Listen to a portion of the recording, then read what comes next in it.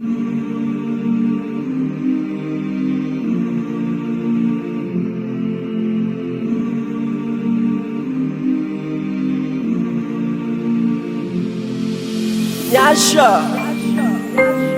tinoda nyasha isetumira inyasha tinoda nyasha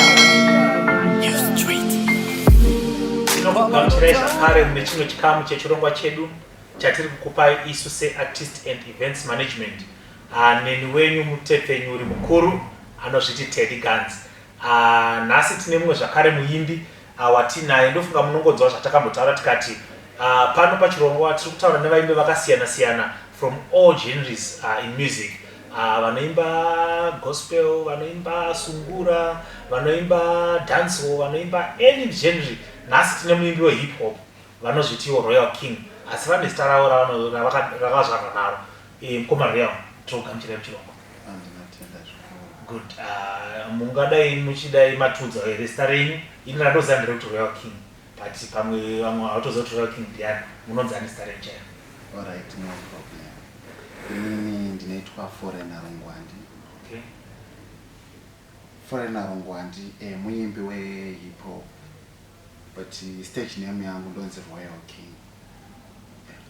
Alright, Royal King. Zvakabva pakuti chii kuti Royal King? Zita makaronwa pakuti Royal King kuchikoro ndaidanwa ropafadzo. Sometimes ndaidanwa tafadzo. Okay. Saka inini pana Royal King. Saka ndakatora ara waya ndikamisa pana Royal King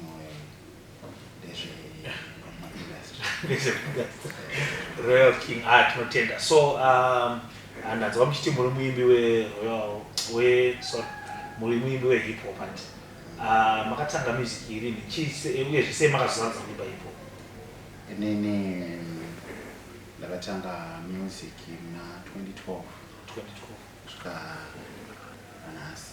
Ndingaita kuti ndichoose hip hop inyaya kuti age yangu nezvinhu zvinonga zvichiitika nevandinotamba navo kwandinogara nezvinhu, tingati music yandakafarira pamusic yose hip hop ndona iripo pakuti neage yangu nezvinonga zvichiitika plus age yangu ndinokwanisa kuti tingakwanisa kubetserana nenzira yandinoimba nayo plus nelifestyle iripo nowadays.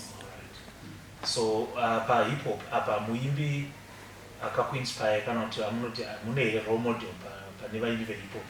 Who is your role model? Aipapo manzwa kuti role model zvakafa sekuti ini kune maartist ari kunana America, inyaya yekuti vazhinji vanogona vasingavazivi, but sekutiwo muno muAfrica pana Casper Nyovest. Okay. Kuzoita muno makatanga Stana namaskiri, but tingati pavakatanga hatisai appreciate zvavaiita, but nenyaya yekuti maartist ndo akatanga tinonga tichiona kuti pane something chavaiita chekuti chinokwanisa kutisimudzira isusu, but vakanyatsa kundiinspire Rose naWizi. Okay, Rose naWizi. Alright. Pamunonyora dzipo dzenyu ndanzwa kuti makatanga 2012 kusvika pari zvino mune nziyo ngani kana kuti maalbum? Munoridza iri album uri munoridza ari masingle? Mune mangani sofa kubva 2012? Tikataura zvemasingle atonga tichitaura nyaya bosi ndakatanga music ndichingoita zviya zvekungoti tiri kunakirwa masingle akawandisa, then ndikaita EP. Okay. Masongs ndaimboita ndichidi, but for now nenyaya yekuti unonga uchiita uchikura uchigaina industry, unonga wakuita uchimachuwa nekuita uchida kudzidzisa vamwe vanhu. Okay. So imimi hip hop ndinoona kuti inogona kunge iri genre inogona vakawanda, especially vechikuru vanogona kunge vasinganyatsodzwisisi, uyezve vamwe vanogona kuitora zvisirizvo kuvachipofunga kuti ndezvekutukana kana zvokuita sei. Imimi pamunonyora masongs enyu, how do you write a song yamunozoti this is now a song? Pamalyrics acho message yenyu irinyanya kuwandira kupi?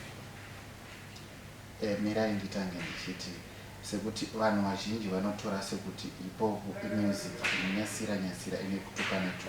hazvizere izvo inyaya yekuti vakatanga kuimba vazhinji vakatanga vari vanhu vakanga vasinganzwisisani vari vanhu vaikanga vaine zvikwata ari magangster chichichi but for now kuno vamwe vakatevedzera nzira idzodzo but vamwe havasitevedzera nzira idzodzo imusic yekutoti inotokwanisa kutovaka chero vana vadiki chero vanhu vakuru chaiche vakanyatsa kuteerera vakazvipa nguva yekuteerera vanobatsirika. Ngatichiuye apa tapanzwisisa ndofunga vadikani mazvinzwa kuti hip hop musangotifunga kuti mukanzwa kuti muimba ari kuimba hip hop mofunga kuti ari kuda kutokutukai zvimwe zvacho ngatigone kutanga message uye zvitonzwa kuti artist ndo zvaari kuita here ndofunga mangozvinzwira mukomana veva vachitaura ngatiende pakunyora nzimbo dzacho in terms of message message yenyu mimi yakarerekera kuti toziva kuti vamwe vanogona kuimba gospel message muhip hop macho imomo vamwe voimba dzerudo vamwe voimba dzakangosiyana-siyana but vachishandisa zvienderere hip hop imi message yenyu kuti muzoti manyora kambo kuti muchienda kustudio how do you write your songs? haaziri masongs ose anoitwa anoenderana nechi anonga ine message mamwe acho tinonga tiri pakutsvaga ndonyaya inonga iripo because totarisa kuti chiri kuitika chii then toimba zviri kuenderana nechi mamwewo ndinotoimba ndiri munhu kuti sekuti ndogononga nemafriends sometimes ndogona mbotora nemastreet kid chakaitika chii then ndogadzira song ndichinyora ndonyora song then ndozoenda kustudio but mamwe totarisa kuti chinoitika kana kuti tikanga tichida kuti vanhu vafare kana kuti chinoitika mubhawa chii kana kuti chinoitika mumastreet chii chinofadza vanhu ndo chatinonga tichiita sekuti dziri pakutsvaga muri pakutsvaga pakabuda kana rimwe wedi pane rimwe rakambobuda riri kunetsa rekuti twabamu munogona kutonyora song muchitishandisa twabamu haizvezvo obvious zvinhu zvinodii because ndo wedi rinonga richitenderera mumastreet sekuti kungwavha nditi vanhu vese vanonga isoti kubhava tinotenda so kubva pamakatanga imimi muna 2012 kusvika pari zvino ndinoziva kuti kune matambudziko akawanda munogona kunge masangana nawo nderipi dambudziko hombe ramunyatsa kuti iri ndo dambudziko rekuti ndikawana anondibatsira padambudziko iri kana kuti anobatsira mamwe artist akaita semi padambudziko iri zvenyu zvinokuendera zvakanaka dambudziko wandoziva kuti kune dambudziko remari munhu wese whether anoimba whatever zvenyu or munhu akuita any project ane dambudziko remari but imimi as an artist akuimba hip hop uyezve at your age nderipi rimwe dambudziko raunogona kuti ukataura kuti dambudziko iri tikawana promoter uro tikawana masponsor uro tikawana munhu anogona kutibatsira padambudziko iri music yehip hop kune vinyu vechidiki inogona kupfuura pamberi nderipi dambudziko iroro ramakasangana naro? chekutanga ndechekuti sekuti uri artist ukaita something ngavanhu ngavateerere first kwete kuti vanongotanga ngoti hai inenyaya yekuti yaita hip hop like dance vanhu vanotaura kuti vapfana vemusombo but haisiri izvo kuno vamwe vanonga vachiita zvakaita saizvozvo but kana munhu achiimba sometimes anonga achitarisira mari but chinodiwa ndechekuti munhu akaita something moteerera then moona kuti chakaipa here kwete kuti munongotanga nekuti ichi chinhu chakaipa mukambotanga mambochitarisa then tavakwanisa kuenderera mberi zvakafanira nekuti pakanzi pari kuitwa something mubulawayo sekuti mubulawayo vanhu vazhinji vanoti hatiteveri hatidini aiwa ngatisatanga tadaro tinosvika toona kuti chiri kuitika ndokuti sekuti muno mubulawayo ndomandiri ndomandogara vakakwanisa kuti vanomboteerera vombofokasa nekuti maartist ari kubulawayo avari kumboita nezve tinokwanisa kuti tienderere mberi semaartist vari mubulawayo tisingatauri kuti kune vari kwaMutare kune vari kuHarare kune vari kuSouth Africa tinokwanisa kuti tienderere mberi tinotenda ndofunga mangozvinzwa dikani mukomana wechidiki ari kuimba hip hop ari muno mubulawayo so tinoda kutsigirwa semaartist sekutaura kwaaita ngatiredze kuita mamisconception or mamyths ekuti vanhu vanenge vachiti hip hop vanhu vachanoita zvekudhakwa kana kuti vanoimba zvekutuka but ndofunga mangozvinzwira so before you go as we are now about to finish our interview toda kuti utitsanangurirewo kuti wakatarisa kubva nawo kuenda mberi ndezvipi zvauri kutarisira kubva kuvanhu kuvateereri uyezve even to the world? inini chandinokwanisa kutaura ndogona kuti thank you kune vanhu vese vari kundisapota pangava pasocial media kungava kumba cheke kumafriends cheke ndikuona kuti rutsigiro rwavapo pakuti vari kuita vachigena ngavasaura mwoyo bcause ndichaita kuti ndiite zvinhu zviri better than zvandaiita kudhara.